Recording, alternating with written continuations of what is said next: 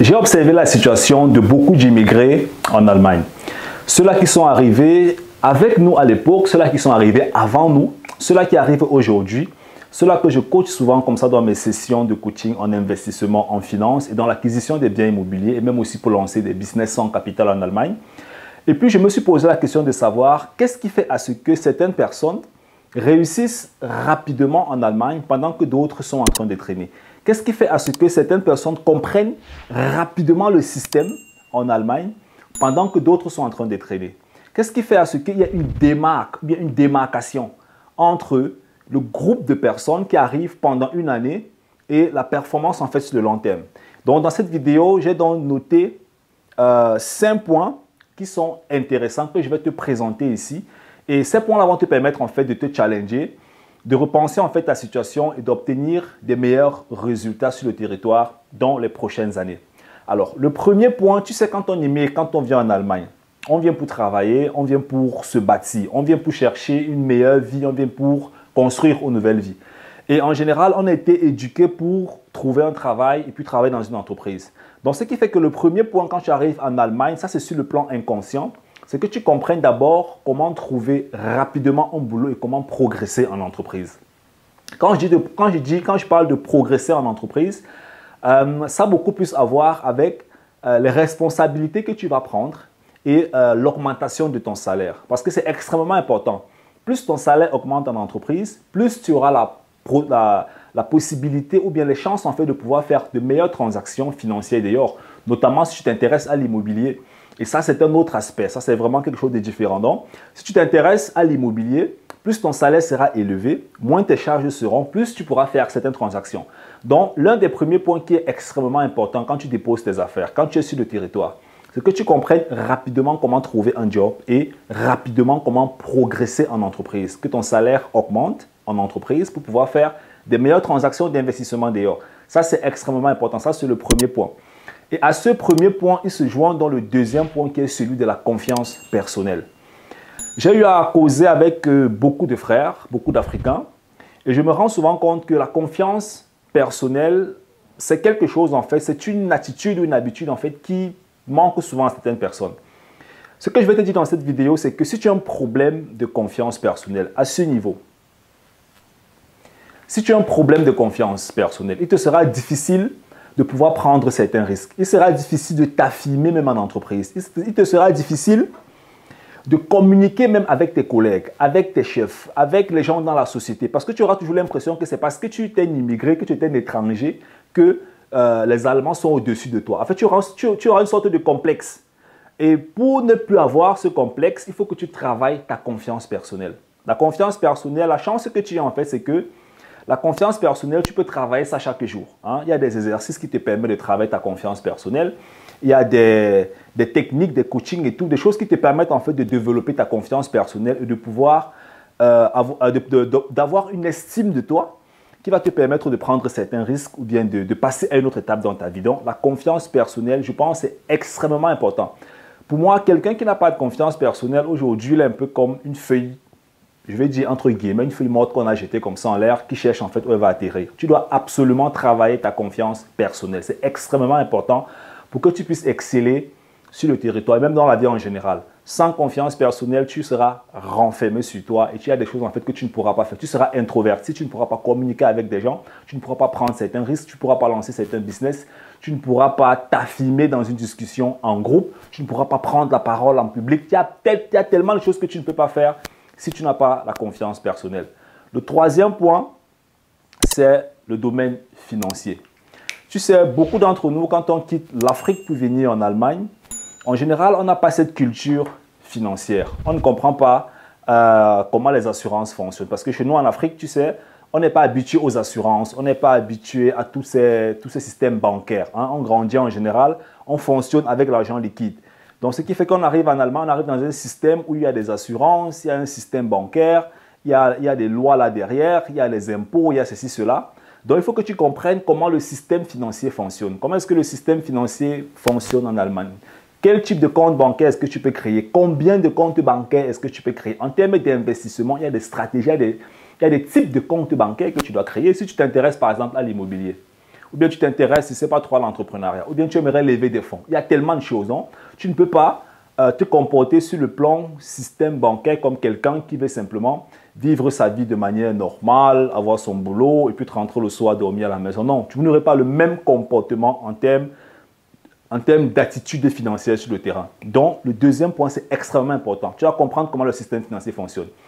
Quand je dis comprendre comment le système financier fonctionne, ça n'a rien à voir avec créer un compte dans une banque, recevoir son salaire, payer ses factures. Non, ça c'est le B à bas. C'est ce que n'importe qui fait n'importe où.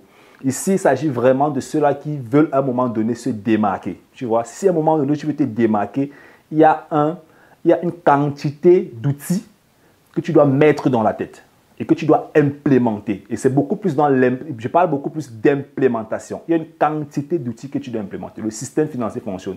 Combien de comptes bancaires est-ce que tu peux avoir? Pourquoi est-ce que tu dois avoir ces comptes bancaires? Un compte pour faire tes investissements. Comment est-ce que tu dois gérer tout ça?